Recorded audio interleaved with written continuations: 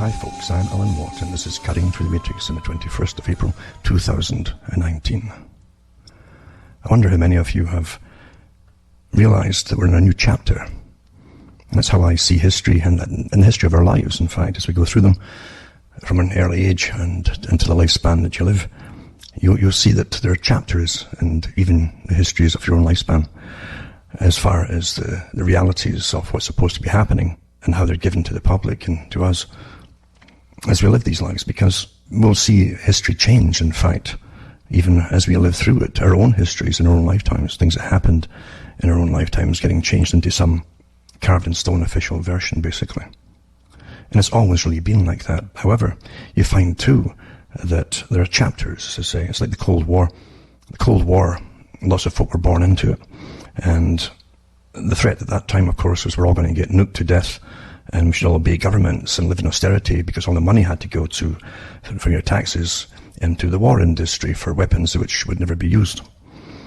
And it was incredibly profitable for the armaments industry, naturally, or the military-industrial complex, as it's often called. And all sides were in on it, of course.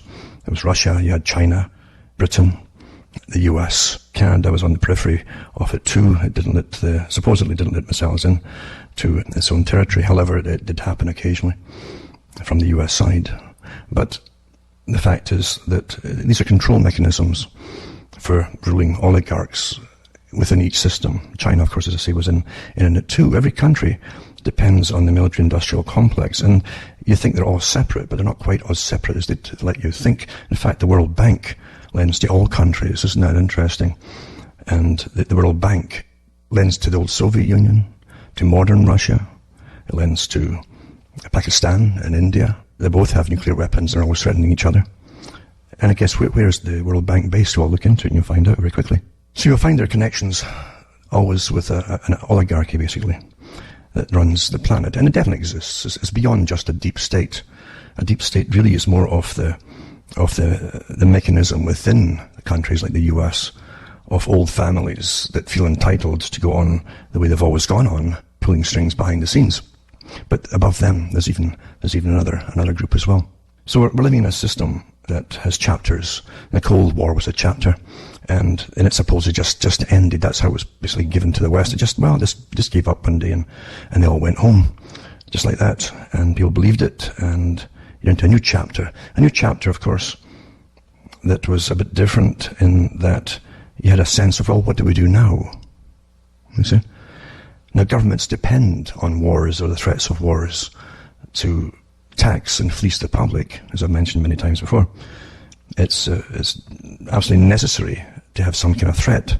If it's not within, it's without. It's much better to get an external threat because the public tend more to go along with it. If it's internal, eventually get fed up, and it might be a self-fulfilling prophecy where they'll actually create forces within their own country that will bring them down because people get fed up with it, with anti-terrorism and all the rest of it. So the moment we've got a mixture of them both. They've revived the old bad beer of Russia, of course, which is more mythical than anything. And they've also claimed that China, modern China, which was created, a lot of it was created by the West. Again, the money too, the funding all came from the West as well. And the technology and all the industry that was given to them from the West when they signed the GATT Treaty, and everything was transferred basically from the 80s, definitely through the 90s in a big step forward. And all the politicians in all the Western countries signed on to it, and we've paid to have factories uprooted and moved over to China. So you can't don't think that China is some kind of separate nation that does everything by itself. China was to be the model state for the world to follow, to copy in its social policies and its policing techniques and its observation of its own citizenry and everything else. It was hailed as the model state by the Western countries, and the top national television stations in those countries too had lots and lots of programs about it, how wonderful it was. And one day we'd be as wonderful if we emulated it too. You have chapters again, chapters. Well, once the Cold War was over, very quickly, the US and Britain, but mainly the US, who pays for most of it and supplies most of the military power, was off to war across the Middle East, of course, against Iraq especially. You always have plausibilities and excuses. And sometimes there are none, of course, and when that happens, to give you complete distractions to take your mind off it. But with Iraq, they had Iraq invading Kuwait at the time. It was a big oil-based, nation. It wasn't a big nation, but it was definitely oil-based. What they didn't tell you, of course, was that the Bush family, that was one of the first oil fields that the Bushes and enterprises they were involved with were given to learn the ropes of running the oil industry, and that was Kuwait. They didn't tell you, too, that even popular magazines and science and so on had drawings, basically, and diagrams of how the Kuwaitis were not just drilling down into the ground to get oil. They had a type of rig they created which could go down and then go at a right angle horizontally under the ground and across borders into Iraq, for instance, and was sucking the oil, which is stealing, of course. And it was done with tongue and cheek and all the rest. But that technology did exist and does exist today.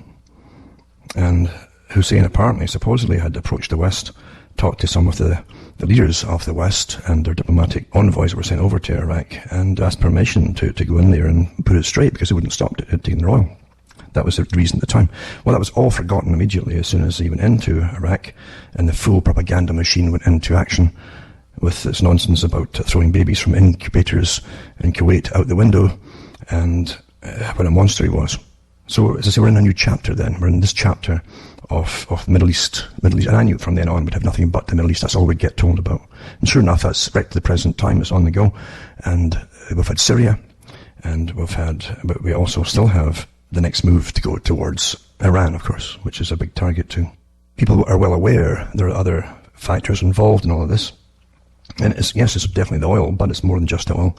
There's other factors, the geopolitical reasons for all of this, of course, as we well know, and other political affiliations tied with the nations of the West to powerful organizations and so on.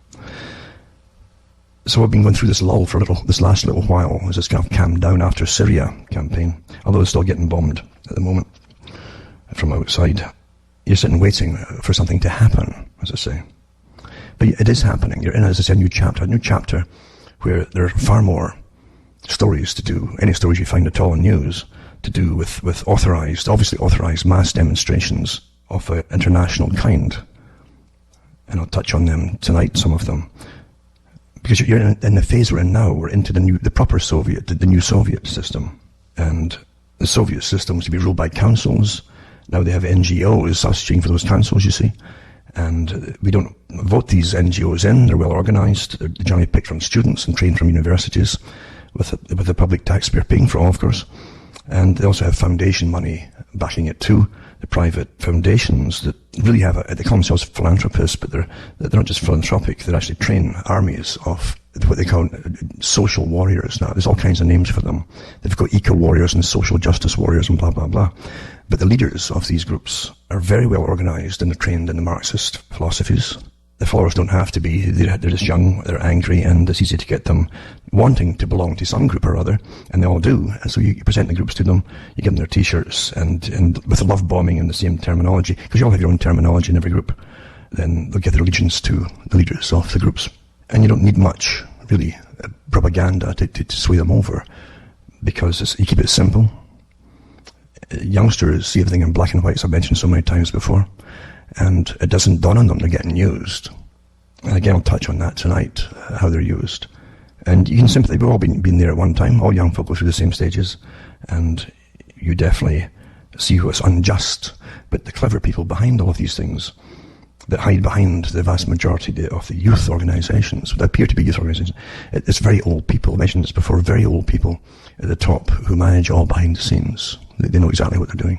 But the chapter now is obviously, if you look at Europe, you have the yellow vests, of course, and France is in a mess because no one wants Macron in, and people still don't believe he actually got voted in the first place.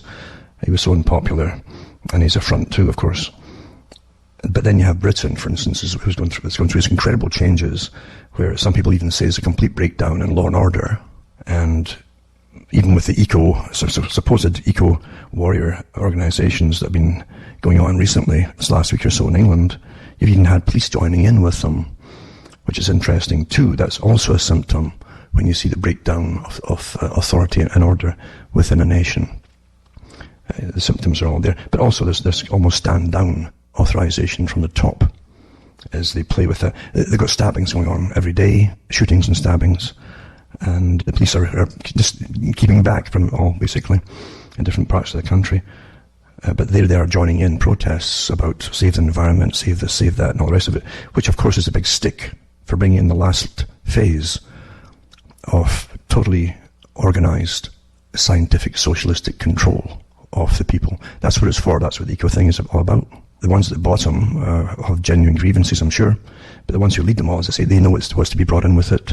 They want to bring in compulsory sterilization for groups of people. They want to bring in permits for having children, to be able to conceive children. They want to bring in the real totalitarian system to save the planet, you understand. You've got to have a reason to push it all. It's all your fault that the world's going to hell in the handbasket, basically. It's your fault.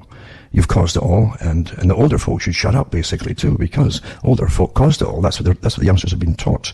You've got mobs there that are being riled up and stirred up by very simple mob techniques to be used down the road on people, and they'll become violent when it happens. They will, and they're being allowed to at the moment. Agitate and build themselves up to a frenzy. It's definitely coming.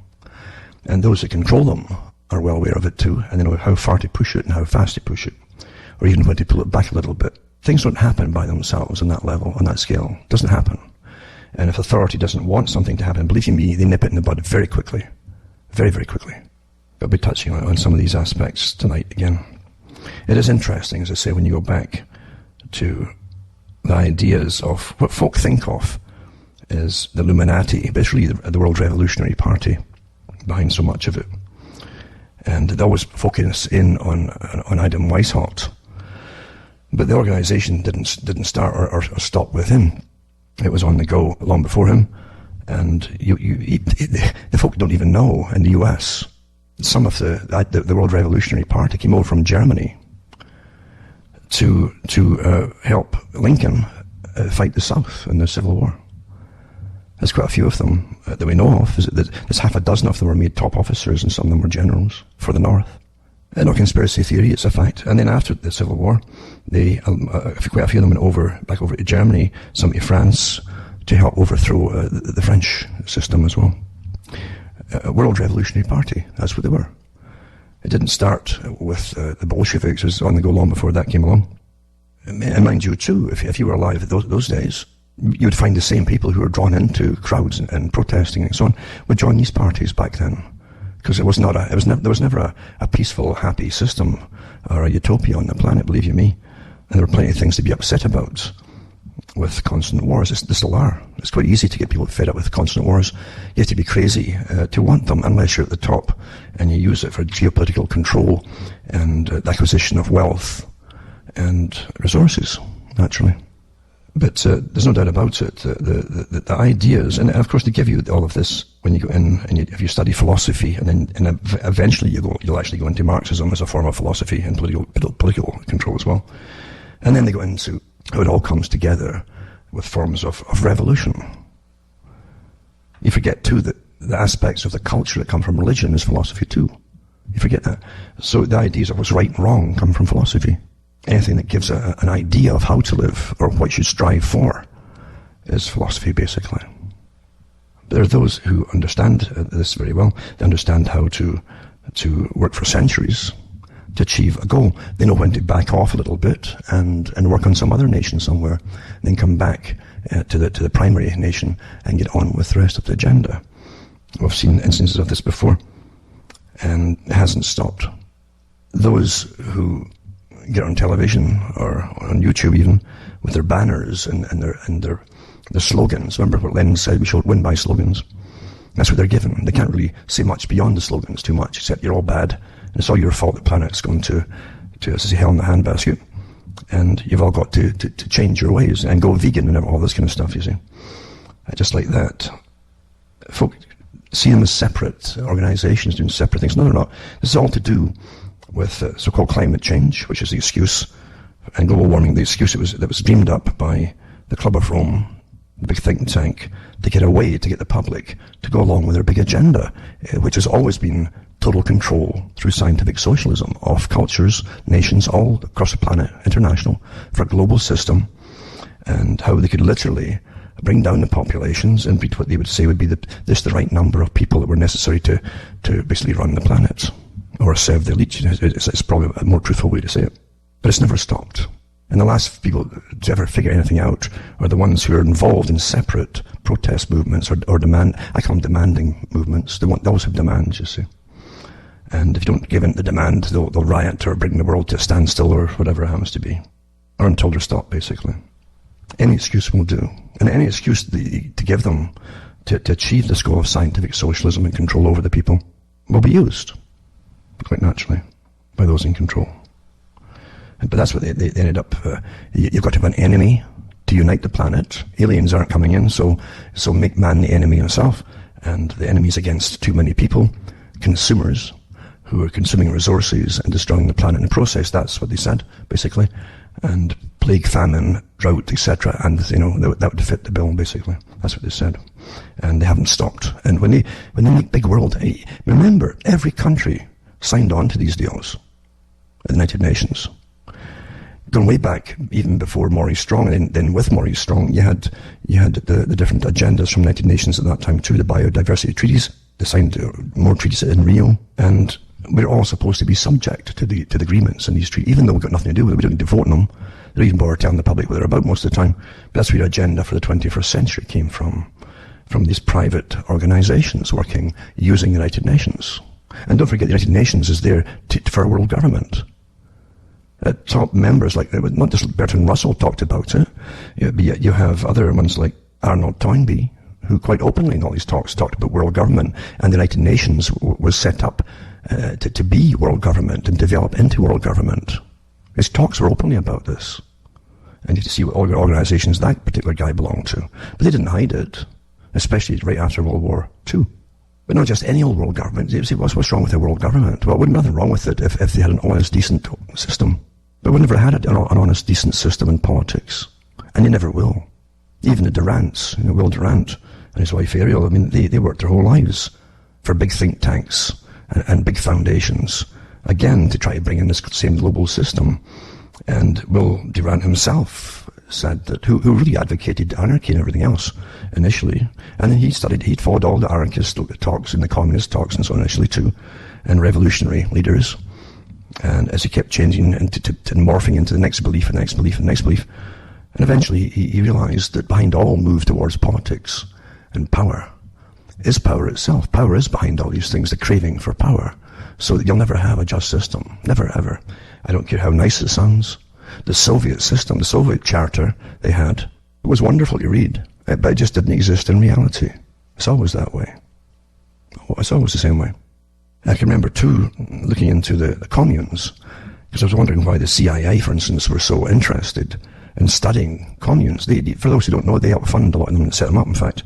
They even brought in some of the top gurus from India and had youngsters throwing all their wealth at them, and it's pretty well starving while they worshipped the gurus, and the gurus living in laps of luxury. The incredible surveys and studies went on about all of this stuff. You find even with the Jim Jones group, the CIA were heavily involved in studying it all. Because it's always studies on human behavior, what can be used to control people in big crowds or mobs or whatever. And of course cults are not a very effective method if you can keep them under control.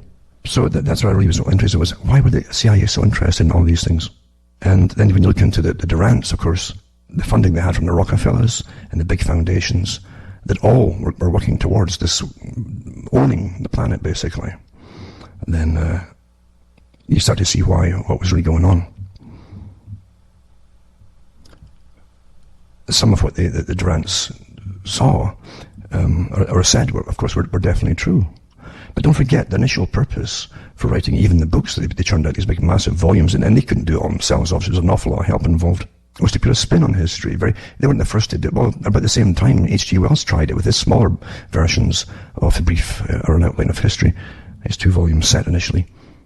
They're all spun to try to persuade readers that look how badly people are in the past, and this is why we need a totalitarian form of controlling the public, basically, in the world. That's what they're trying to tell you. They're trying to tell you that spontaneously tyrants just arose and wanting to dominate the planet all by themselves, you see. And nothing's further from the truth. There are tremendous forces behind the rise of tyrants, even in the 20th century. Tremendous forces and powers behind them that study them too, to see if it'll work. And they'll even after they'll defeat them, the same powers that help set them up will use some of their techniques, or sometimes many of their techniques that actually worked for the next chapter of running the planet, basically. So the chapter we're in now is really, it's post-consumerist almost. It will be shortly once we can't afford to buy things into austerity. And that's planned as well, going into the whole environmental thing with, now it's carbon taxes, which will increase like you won't believe. Like I've said a few years back, they'll keep increasing them until you're into austerity. And most of your income will go to pay all these things and for bare essentials. That's where your money's to go. As you get moved off the land gradually and into these compacts, so-called compact cities, meaning overcrowded cities, and that's where you're supposed to live. So, as I say, we're living through a plan, and the plan has chapters. It's no different than reading a play, and you get different scenes in it, scene 1 and so on, and its chapters involved, and then scene 2 and its chapters. But that's what we're living through. It's literally planned like that. The chaos is caused in between from even protests that are managed to and set up to be managed, and anything goes wrong, because you always have violence happening with protests and so on, and some of them get more exuberant than others, and anybody who's killed or damaged in the process is just tough luck, basically. Again, Rockefeller said that, Dave Rockefeller, he says you can't make an omelet without breaking eggs. So there's all the eggshells. So there's always fallout to achieve their desired goals. Just like the EU told the farmers who signed on, being told that they would get better sales if they joined the EU, and take loans out and improve and modernize their techniques and so on for farming. Well, they took out the loans, and then they were all written off. They could even sell their produce because bureaucrats decided who could sell what to where, etc. How much was to get dumped in the ocean, like butter mountains and milk seas, basically dumped in the sea, to keep prices up and to allow only certain other farmers from certain countries to sell, and everybody else at home couldn't even get their stuff sold at all. That was a lot of suicides because bureaucrats under scientific socialism ran and still run the EU today. So much so that even some of the top dissidents that were against the Soviet Union came out and said that this EU is actually going to be more socialistic and more dominating and tyrannical than the Soviet Union ever was. They saw right away with the laws getting passed by the EU. The EU was never meant to be democratic, for those who haven't caught on to it. Some of the leaders have said that. Again, it's scientific socialism. People will love it for a while, as they just throw money out. But eventually you're going to pay for it all, big time. That's how they really do things. Old techniques and bread and circuses. Folk they don't even figure out where their money's all coming from. As they spend at the moment, having great fun, because they're not producing much, are they? When the piper calls the tune, you all have to pay up. That's how it works. I could give you a little example of how well-known people that are put in front of the rest of us to set the pace, basically, for cultural changes know exactly what they're doing and how they present whatever it is to you that's been authorized, obviously, in the first place by those who rule. And they know that they're deceiving you at the same time as they get you to believe in it, because there's no doubt about it. So, I mean, if you read, for instance, the writings of Bertrand Russell, young people especially, you believe and accept so much of what he's saying is factually true, without realizing there's a spin on it too, to go in a different direction, not just to help you. It's easy to point out the failings of society, very easy, but they never ever give you the fix for it, really. They might give you a type of fix, but it's not that at all. They want power over the public to bring in this scientifically controlled system. Free will is an enemy, an absolute enemy to those who rule and who are bringing in this system. But here's an example of how it can be done, to show you how it's understood by those in the know.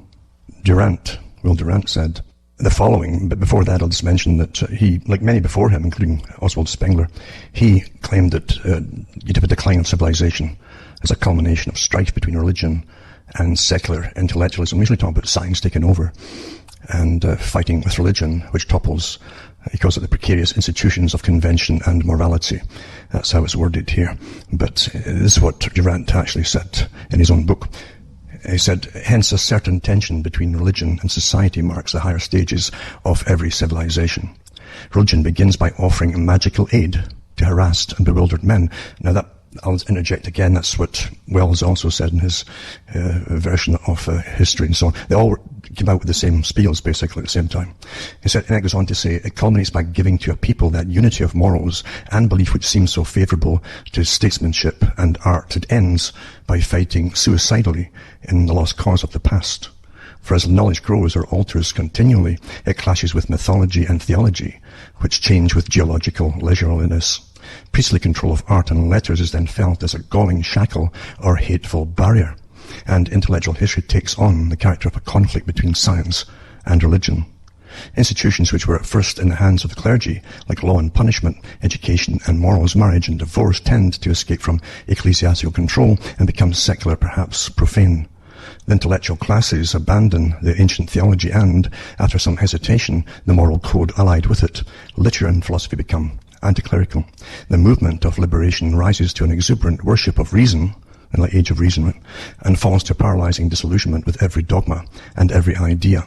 Conduct deprived of its religious support deteriorates into Epicurean chaos, and life itself, shorn of consoling faith, becomes a burden alike to conscious poverty and to weary wealth. In the end, of society and its religion tend to fall together like body and soul in harmonious death. Meanwhile, among the oppressed, another myth arises, gives new form to human hope, new courage to human effort, and after centuries of chaos builds another civilization. Now, that's the standard technique that all of these particular chosen, very carefully chosen and elevated historians that were all for the new secular society. This is a sort of thing that they gave you to convince you that everything was quite natural, as it destroyed every vestige of any old system in order to bring in the scientific management of society. Because that's really what it's all about, you see. But it doesn't happen just by itself, and if you understand the actual international revolutionary orders which existed, all right, even going back into the 1600s onwards, that was always their goal. And how they present it to the public is to get the public to accept it as being reasonable and go along with it. That's how it's always done. He also says civilization is not conquered from without until it has destroyed itself within. But of course, many other people have said that before him too. But that part is true, is well understood, that when societies or civilizations and even empires fall apart, it's already being destroyed within before it lets it happen. So, but the whole idea of giving you histories like this is to make you go along with it. It seems reasonable, it seems, that probably is how it happened. But in fact, they don't tell you about the massive management using incredible wealth at the top to bring in the next part of the system, but appearing as though it all comes from the ground up, basically, by itself. If you understand what he's saying here, he's actually showing you the stages of destruction of a nation. And we know how it's happened in the past. And this is taught members of science, even in Marxism and in Trotskyism especially. Then they're giving you the formula of what you must do to destroy a culture and a system. You understand that? This is how deceptive writers can be. And they knew, they actually knew exactly what they were doing. And Durant was well versed in the philosophies of revolutionaries, etc., and the revolutionary movement. So you can read on two levels. For the average person who has no idea of what's behind it all, it'll sound very plausible and okay, it's just showing you how it's happened before, without realizing, no, he's trying to tell you how it will happen. It's happening now. And don't forget that Trotskyism, it was truer supposedly to Marxist ideas and revolutionary ideas because it was perpetual revolution. The idea is that if this happened by nature, it might take centuries more to happen, then you can speed it all up by understanding the formula and simply making it happen. Does it start to make sense, eh? So, folk have no idea they're living through a revolution. They really don't know. And it's not spontaneous. It's incredibly well organized and financed, with leaders, thousands and thousands of leaders across the planet, all trained perfectly well to take leadership roles, and also training many thousands of other younger students to take part in all the different kind of protests they've had planned in the past and they've fulfilled up until the present time. Have you ever wondered why, and I think a lot of folk may have wondered this that have lived long enough, why the big massive protest movements against the bomb, for instance, the atom bomb, just disappeared? They just disappeared. Massive movements. There were quite a few per year across the world, and whole families would join in these things. They just disappeared.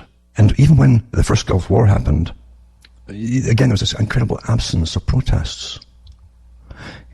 Every movement out there literally takes its orders from the top. Everything's organized, so you always have leaders at the top. And when the leaders are told to stand down, they do stand down, and the followers do the same thing, obviously. We've lived through war since Gulf War I to the present time, in Afghanistan and Iraq, across to Libya, Syria, and they've got Iran lined up, and a few other ones too, of course. And where are the big movements? The movements are against us all, because there's too many of us, they say. We're destroying the planet.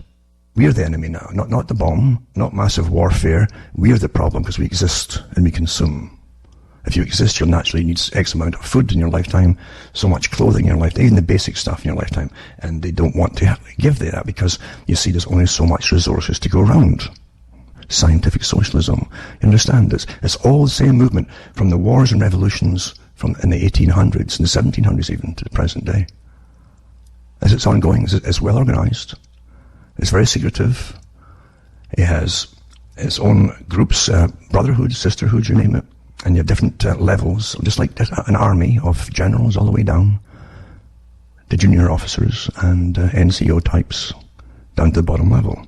And the vast bulk of them don't really know they're being used. It's really good that way, isn't it?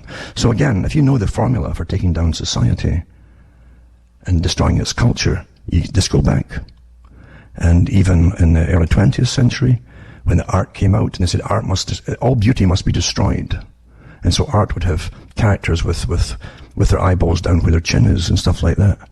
And the beauty of landscape was gone. It was, oh no, you can't have that. And then music started to go atonal and awful. And it didn't work. So they brought in the beatniks for the culture industry. And they came out with they tried cannabis back then. In fact, I mean, they had cocaine too, though, mind you. And as far back as the 1920s, but when the hippies came out, their jazz just didn't take in the West so much. It took in some countries in Europe, but in the West not so much, in Britain not so much either. And so they revived and came back with initially pop music, which rapidly went into this thing of rock music. Well, eventually, you know where it's all been a slide all downhill, right to the last 15 years, definitely, maybe 20 years, until you don't even find a song now with a tune to it, a melody to even whistle to or remember or anything. That's all intentional. All the beauty had to be destroyed. And the beauty of even relationships between men and women and so on had to be destroyed as well. That was all part of it too. Because there's many goals to achieve before you're finished. Perpetual revolution. So again, Durant went through it. And you would have read at the time and agreed with him, oh, well, yeah, I suppose that's true, and so on. And they got to stop wars. Don't tell you that the big powers that run them are the guys behind the wars who make it all happen. And then they manage your opposition to wars, and they use opposition for their own ends again, to change society and guide it. That's how it's done. And they've already told you how that eventually the culture is destroyed as you become paralyzing disillusionment, it says, with every dogma and every idea. And conduct deprived of its religious support deteriorates into Epicurean chaos. Well, that's what you do, folks, because they know how to do it. And the way that they wrote these supposed writings on history was to give you a lot of good stuff and true stuff, but to slant everything to guide your thoughts to their conclusions, you see, where you must go with it all. That's how it's done. And then you go into I mentioned the Huxley so many times, but you have no idea how important it is to understand these players who helped set up UNESCO, or like Julian Huxley, who said openly that they had to dethrone basically humans from this big pedestal that they're on, and bring them down, because only then would you allow the horrific things they have planned for you to happen when you've been dehumanized. Do you understand? That's what I'm telling you. And first we brought in abortion, and they've made that sound, well, my God, there's just so many folk having unwanted pregnancies now, and it's true, because they gave you the swinging 60s, and sex, right? That's what was promoted from the top, not from the bottom, the top down. And look what happened. Oh, look at the chaos, and look at all these, and what? Well, we've got to have abortion. And then we wring our hands and say, but that's killing, isn't it? Oh, not really, and then they take away from what it is and try to dehumanize even a baby in the womb, But it didn't end there, because that was never always the intention. Now you end up going for, let's start euthanizing people, or even aborting children if there's a possibility that they'll have Down syndrome, for instance. And then you'll expand it into any possible genetic problems down the road. If you've got X amount of problems in your family line, even allergies, they might just start aborting you, see. And there's been a lot of awfully good documentaries put out by those within that industry to do with how many children that they found on occasion they aborted that didn't have the problems that they said that they had. They actually aborted them. But then you at the other end of the scale, and everybody, we all knew this years ago, then they go for the elderly, you know. Well, you know, what's the point in keeping them alive if they've got certain senilities setting in? And a lot of folk could agree with it. You say, well, yeah, it's true, you know. But I think when you're giving authority to the state for these things, you're walking a tightrope, because it's inevitably going to be used against the public for other reasons. And then, of course, you bring in euthanasia for folk who really are in terminal distress at the end of it all. And it's too easy to go along, and it's just too easy, isn't it? But once again, the state gets into it, and then they start dishing it out for folk with depression. Well, you've had depression, okay, take that pill. Because see, life's cheap now, because we're knocked off that pedestal that Julian Huxley wanted us off of. It's there, it's gone. And now it's time for the next step. Well, the next step will be, as I've said already, let's go into, and I'll touch on it in a minute, in fact, let's start deciding who can have children, who will not have children. This was always the agenda, going way back into the 1800s at least. You can find records of them talking about the exact same things then, and no doubt before that too. But definitely proof is in the 1800s. But then you have, an eco-friendly death style. I've mentioned this one before, now it's back again. It says Washington in the US is poised to legalize human composting. How's that, right? Remember, before I said you'd probably liquefy your granny and pour her into the garden to help the plants grow. Well, it's all here, folks. Yeah. So, this is Governor Jay Inslee, a Democrat, is expected to sign a bill within the week to legalize organic reduction, it's called. I love how they come up with a nice, a vague-sounding name. Well, it's only organic reduction and liquid cremation. Dissolving process, technically called alkaline hydrolysis, as alternatives to run-of-the-mill burial and cremation. It's campaigning for the 2020 Democratic presidential nomination, this Inslee, on an environmentalist platform. There you go. It's environmental to liquefy your relatives and just pour it in the garden as a fertilizer. You see, we are the business, as I've said before. We are the business. And right down to wanting your organs. And if you don't sign initially something now, in fact, it's taken for granted that they can just take your organs. They actually have that passed in some countries. Because we are the business. We make money for people, you see. We make money. And I guarantee once this is really on the go, they'll start selling this stuff as fertilizer. Guarantee you. If Soylent Green is here, they'll end up making food out of you. I'm not kidding you. It says liquid cremation is legal now in 8 other states, though it's met with some religious opposition from Catholic clergy who believe it doesn't show proper respect for the dead. What an old-fashioned idea that is, eh? Getting back to Durant's talks and many others, because he was only one of the front groups or spokespeople to push all the same stuff. But there you go. So I've got a couple of articles on that. And another one is the biodegradable burial pod that turns your body into a tree. Isn't that? Oh, that's nice, and it's very green, isn't it, eh? It says Capsula Mundi is an egg-shaped pod through which buried corpse or ashes can provide nutrients to a tree planted above it. So now you find out your real purpose in life is to supply nutrients to a tree. Isn't that wonderful? Eh? There you go. They're all in on the act of it, pushing it. Of course, they all get paid for this. If you don't realise, all these newspapers and magazines get paid to put this stuff in too. Everyone's business, We are the business. And a green alternative to cremation, dissolving your corpse in water and lye. This is the stuff they used to use in movies for getting rid of bodies. It's horrible and all that in the bathtub. And, well, here you are. They give it a fancy name and say it's done in a kind of clinical atmosphere. No, it sounds a lot better, doesn't it? And there you go. And another one too is a burial machine that will freeze your corpse. They'll all get startup money from your tax money. I guarantee you, for sustainability. Guarantee you, folks. All big businesses today have all their startup money from the taxpayer and grants. Not loans, but grants. Okay? It's a burial machine that will freeze your corpse, vibrate it to dust, and turn it into soil. Isn't that wonderful? Also the organs, right? Again, take them off your pedestal, down you go, and there's no end to where you're going to fall, naturally. There's a man who experienced the terror of waiting for a new heart as back to leading charity, and there's a call for a change in organ donation law ahead of a crucial vote at Holyrood today. And this is in Scotland, of course. Scotland's very far ahead, actually, in socialism. But this is 25-year-old and so on, it gives you his life insurance. You feel sorry for the guy, absolutely, But you see, It says here that supporting the British Heart Foundation, Scotland, who are calling on members of the Scottish Parliament to back the Human Tissue Authorisation Scotland Bill, which proposes changing the law in Scotland to introduce an opt-out system. See, before you had to opt in, you see. Now they just take it that you're all opted in, even if you signed in. It doesn't matter if you signed anything or not. So now you have to sign an opt-out system. See how everything's reversed? They always give you one thing, and then they'll change it when you're kind of used to the idea.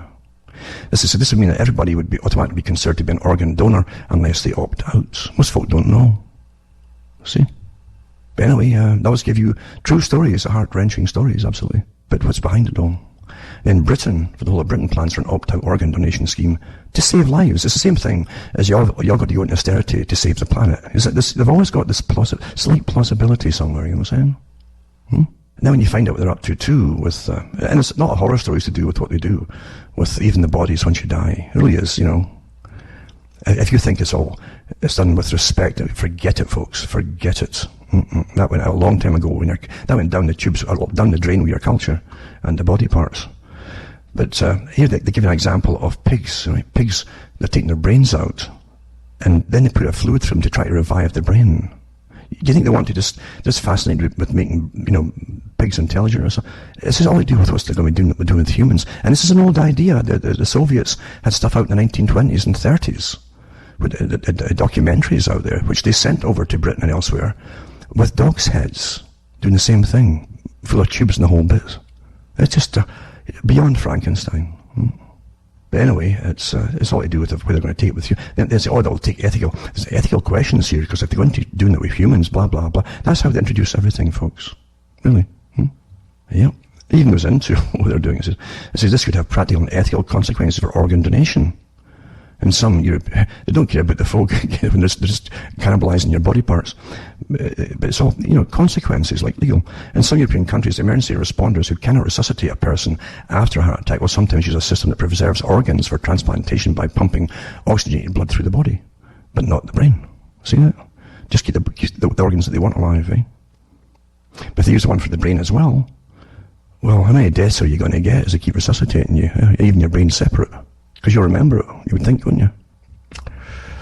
Again, you're into horror and sci-fi, but it's here, folks. And when science is in control, when you have tossed out all the things that gave you any respect for humanity at all, like the sacredness of being human and having life, and when you've tossed out the window and put science in charge of it, there's no end to the horror, folks. There really isn't.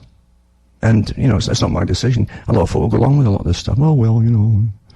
But I'm just pointing out consequences to things. You got to have a few folk here and there down through history to tell you the consequences. Really. This big push now, if we don't save the planet now, we're all going to die in so many days and so on. Remember Prince Charles tried that some years ago? And that went down the tubes and we all forgot about that, and we didn't die and the planet's still here. Well, they always revive these scary, terrifying stories, you see. And we're all going to die in so many hundreds of days if we don't sign all this stuff now and sign our lives over to the scientists to run our lives and blah, blah, to save the planet, yada, yada, yada. So the organization, one of the organizations, with a little logo, with all the little symbols. It's interesting to look at their symbols. In Britain it says to target Jeremy Corbyn on day 3 of Extinction Rebellion. It's called Extinction Rebellion. I keep telling folks, you know, these are revolutions. And they'll use the same terminology. And they're authorized, obviously. Just like the sexual revolution was authorized. And it was a cultural revolution. Again, it's Marxist. Cultural revolution, you see. Destroy the culture the whole bit. Let folk think it's happening by itself, and then you end up with chaos, then you bring in a new system. Anyway, they're talking about the climate protests. They brought London to a standstill, and some of them went around smashing the windows of different corporations, etc. And been allowed to do so. Massively organised, though. And then have the radical, the social warriors for veganism, they call it too. They're in part of it, because that's all part of the UN agenda, isn't it? They create methane, so become vegan. And these terrible meat consumers are causing the problem too. You see, your army, they've covered every base here from the United Nations and the foundations that fund these armies. And they are armies of NGOs. Every aspect of it. And shortly they'll be going into the countryside and attacking folk who live in the countryside. They're already doing it with farmers. It doesn't happen by itself. It's not separate groups doing their own thing here. They're all organised from those at the top. So they're talking about the first estimate of the financial impact of the so-called climate rebellion came as activists targeted London's rail network. They actually wanted to go and do their airport too, but the cops had to stop them there. Apparently millions of pounds were lost in currency and business because of these massive, organized, funded, massive NGO armies, these social warriors for veganism and for this, that, and the other, Extinction Rebellion. They want more carbon taxes. They want no cars at all for the public. That's all part of the Agenda 21, folks. All part of it. No meat, blah, blah, right? Then you have David Attenborough again, who already did the latest thing, or last week, I think, with supposedly the seals getting driven over Arctic ice, etc., because they didn't know where they were going, blah, blah, blah. So then the stuff's melting. No, it wasn't melting. It's because the polar bears, according to other people there, were chasing. This is what they do. They go after these things and drive them over the edge. Then they go down below and eat them. He's been caught before doing this, said David Attenborough. So we're running out of time to save the planet, he says. This is the big scare tactic, you see. David Attenborough warns humanity faces its greatest threat in 1,000 years and calls for urgent action to tackle global warming. I've had the longest winter I've ever seen here. The snow's still outside, but it's melting, but it's still out there. Huh? Like, it's from September to now. It's going to be more of the year, more and more of the year. As they spray the sky and talk about geoengineering quite openly now. So he's getting them all worked up, blah, blah, blah. Now let's go into the other part of David Attenborough, right? Remember this article I read of you not so long ago, 2013 it was? David Attenborough, humans are a plague on Earth. Does that sound familiar to other great heroes that gave you in that movement? So it says they're a plague on the Earth that need to be controlled by limiting population growth, according to Sir David Attenborough. And he belongs to Optimum Population, the group too, with Porritt, the other guy, Porritt, remember? I think they call him Lord Porritt or something they call him. He's a patron of the population matters, he says. So, he says they have the right to decide who's going to have children and who will not have children, eh? There you go. That same old agenda that goes way back to even the founders of the Fabian Society, you know? Yep, it's all here, folks. Another one, too, was that we must act on population, he says again. He's in with Paul Ehrlich and all these same characters that were going to give you the coming ice age, and they changed it to global warming. Now just trying to climate change. Same group, limit population. Remember the population bomb? Boom, boom, boom. Yep. There you go. So he's gone on. Mind you, I mean, the United Nations too, I'll put some articles from them. We welcome to the UN. Eco clubs in schools will empower students to participate and take up meaningful environmental activities and projects. You see? It's all part of the indoctrination of the children. So they become eco warriors and vegan warriors and eco green club warriors and all the rest of it. And don't forget what the Green Party is all about and what it used to be called, eh? For those who don't remember. Don't they remember what it meant, say? And it was called the Ecology Party, initially, when they first came out with it. Then they changed it to Green Politics, because that would be the new party for the planet, for scientific socialism, folks. They manage us all. There you go. Anyway, Extinction Rebellion group smashed the Shell oil company, the HQ corporation, smashed their windows and their doors and all the rest of it as they go through London there. That's your peaceable, managed, well-funded, well-trained groups. And other places got the same kind of treatment as well, as they brought London to a standstill. If it brings London to a standstill, it's all authorised, because the folk who own Britain, and they own Britain as they own every other country, are training us all into the new system, the new chapter, as I mentioned it. And the Extinction Rebellion leaders, one of the jet setters for the group is called Robin Boardman, a Buddhist teacher and a yoga instructor who's awfully wealthy, and I think he flies all over the planet, it says. So a leading Extinction Rebellion activist who said that air travel should only be used in emergencies, that's for all you, lives a jet-set lifestyle, taking skiing holidays and visiting global landmarks and enjoying walks along palm tree-lined paths. Isn't that wonderful? He walked out of a television interview after being branded an incompetent, middle-class and self-indulgent by Sky News, maybe Adam Bolton. He fights for other things as well, not just climate change. He's a serial protester, they say, who's railed against Domino's Pizza, Bristol Magistrates Court, Toby Young and Bromley Council. Campaigned against expansion of Heathrow Airport, supported Muslim women wearing hijabs, and asked for retail space in Bristol turned into a slave trade museum. He probably makes his money off all the different groups that donate to him in the foundations. I tell you. Well, I guess it's a make-work project for some of these guys. And then you've got An article here too, it's from David Attenborough to Rob Hopkins, founder of the Transition Town Movement. This is our part 2, Transition Town Movement. The Observer Ethical Awards has honoured many movers and shakers in ecological and social justice. So I guess so what is social justice? Think about it, folks. Who decides what that means?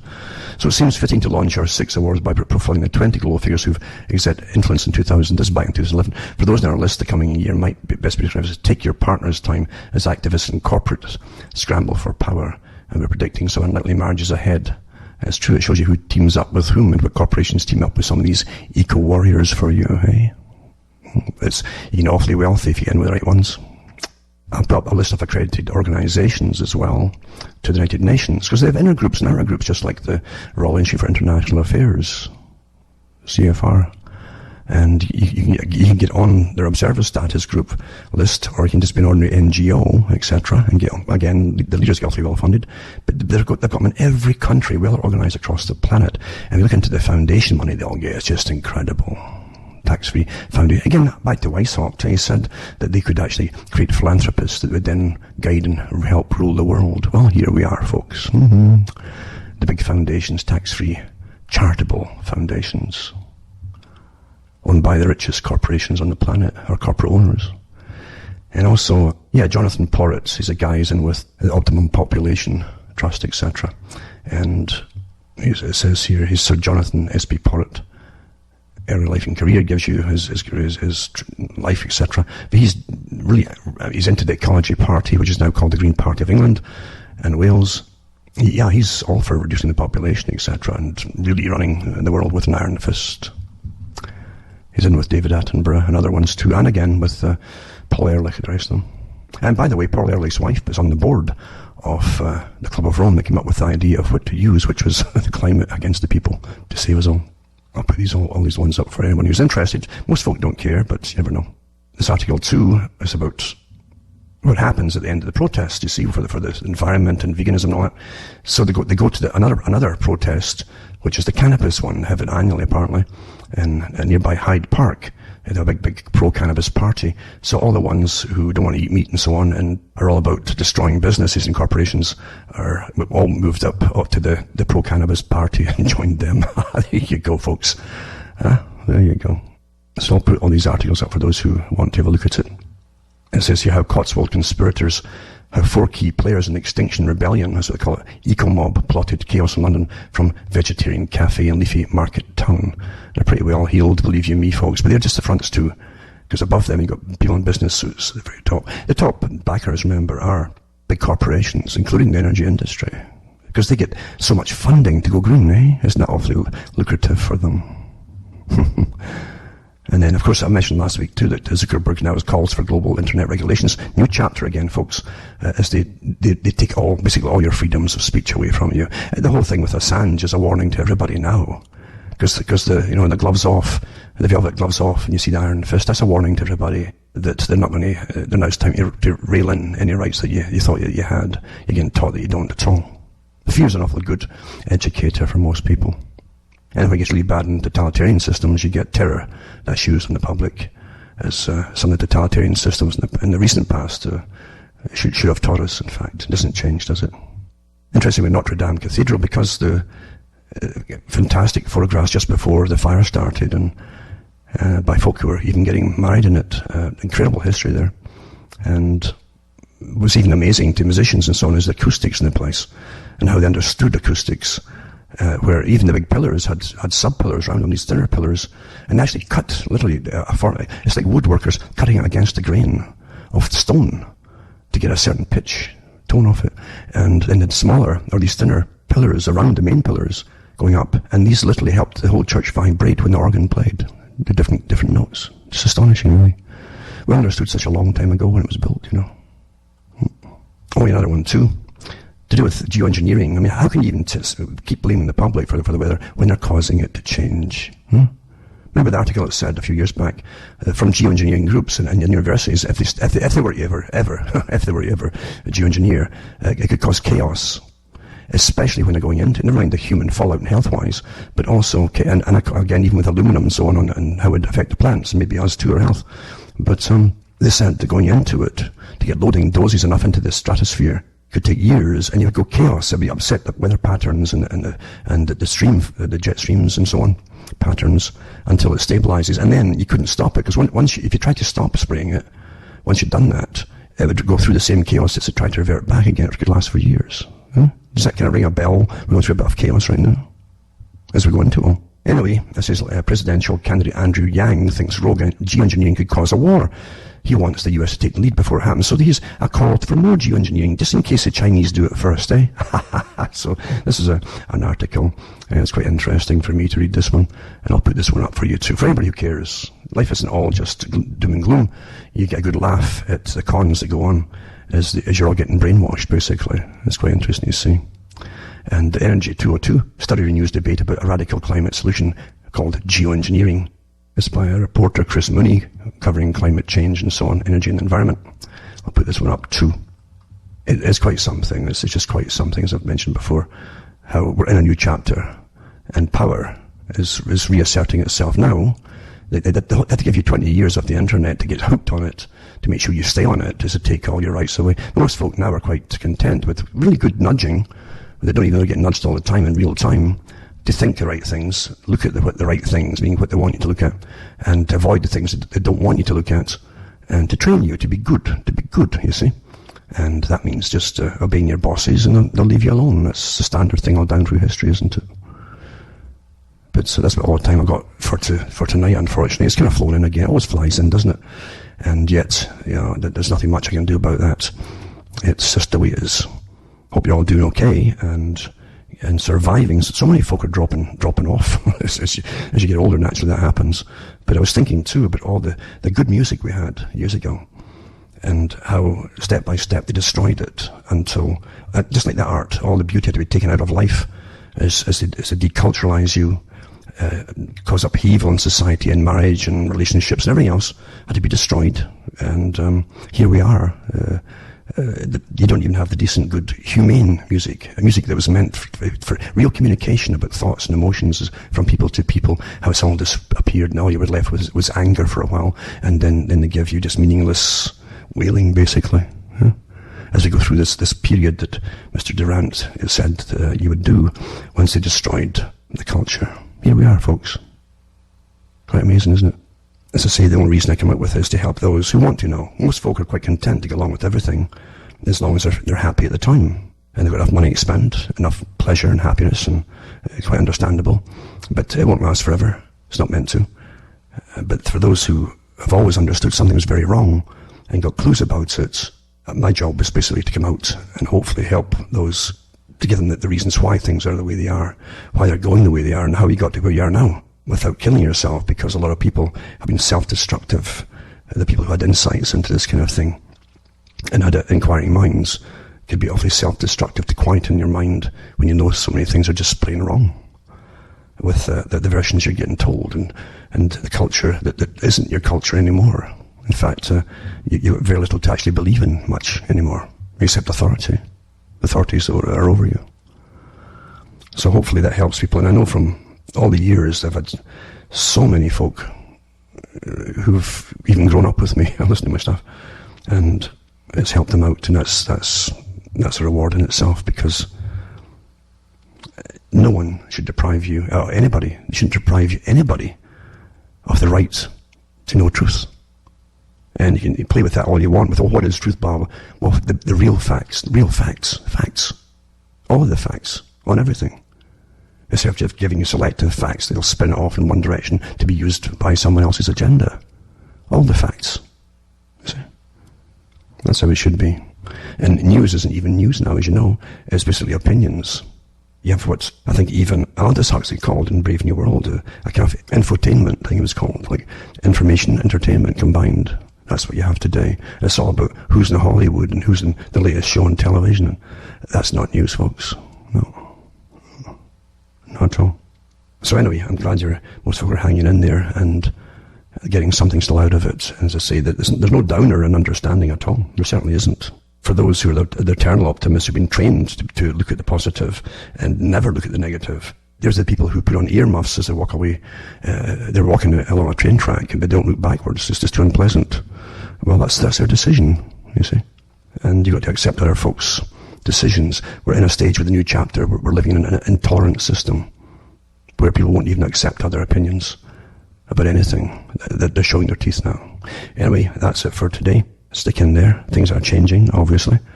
And you feel the forces gathering. They're rather nasty. I do. And it's not pleasant at all. So for myself, Alan Watts from Ontario, Canada,